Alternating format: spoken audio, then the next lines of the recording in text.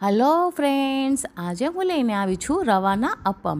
જો મિત્રો તમારા બાળકો વેજીટેબલ ખાવાનું ન પસંદ કરતા હોય ને તો તમે આ રીતે એને રવાના અપમમાં નાખી અને ખવડાવશો ને તો તે હોશે હશે ખાવાનું પસંદ કરશે.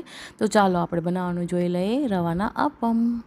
તો પ્રથમ રવાના અપમ બનાવવા માટે મિત્રો મેં અહીંયા આ રીતનું એક બાઉલ લઈ લીધું છે અને હવે આ બાઉલમાં આપણે અહીંયા 1 વાટકો જેટલો રવો ઉમેરી દેવાનો છે. તમે ઝીણો જાડો ગમે તે રવો ઉમેરી શકો છો.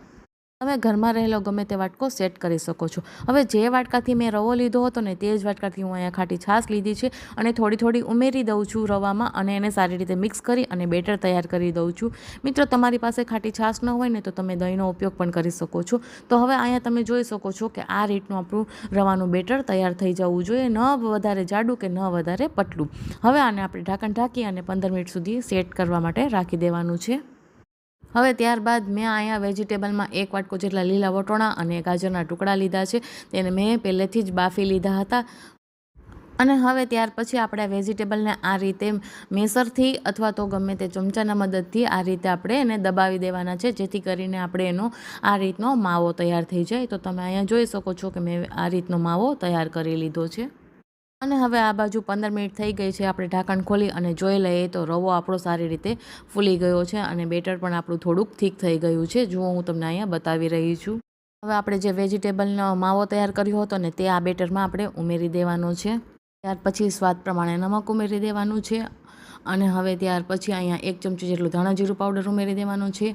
ત્યાર પછી અડધી ચમચી જેટલું હળદી પાવડર ઉમેરી દેવાનું છે. ત્યાર પછી 1 ચમચી જેટલું લાલ મરચું પાવડર ઉમેરી દેવાનું છે.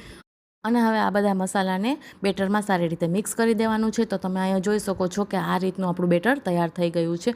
અને હવે ત્યાર પછી અહીંયા 1 ચમચી જેટલું આપણે ગરમ તેલ ઉમેરી દેવાનું છે અને હવે એને પણ સારી રીતે મિક્સ કરી દેવાનું છે. અને અહીંયા ગેસ ઉપર પહેલેથી જ મેં અપ્પમ મેકર ગરમ કરવા માટે મૂકી દીધું હતું. હવે આપણે બધા અપ્પમમાં ખાનામાં તેલ લગાડી દેવાનું છે. ત્યાર પછી અહીંયા અડધી પિંચ જેટલો કુકિંગ સોડા ઉમેરી અને તેને તરત જ એક્ટિવેટ કરી દેવાનું છે. અને હવે ત્યાર પછી ચમચીની મદદથી અપ્પમ મેકરના બધા ખાના ફિલઅપ કરી દેવાના છે. તો અહીંયા આપણે અપ્પમ મેકરનું ઢાંકણ ઢાંકતા નથી, કારણ કે અપ્પમ ખાવામાં ખૂબ જ ક્રિસ્પી બને છે. તો મિત્રો આપણે અલટ પલટ કરી અને અપ્પમ તૈયાર કરી લેવાના છે. તો તમે અહીંયા જોઈ શકો છો કે તૈયાર થઈ ગયા છે આપણા અપ્પમ. એટલે મેં અહીંયા સર્વિંગ પ્લેટમાં લઈ લીધા છે. સાથે મેં અહીંયા દહીં લીધું છે. તમે સોસ ચટણી ગમે તે સાથે સર્વ કરી શકો છો. તો મિત્રો તમને કેવી લાગી મારી રેસીપી તે કોમેન્ટમાં જરૂરથી જણાવજો.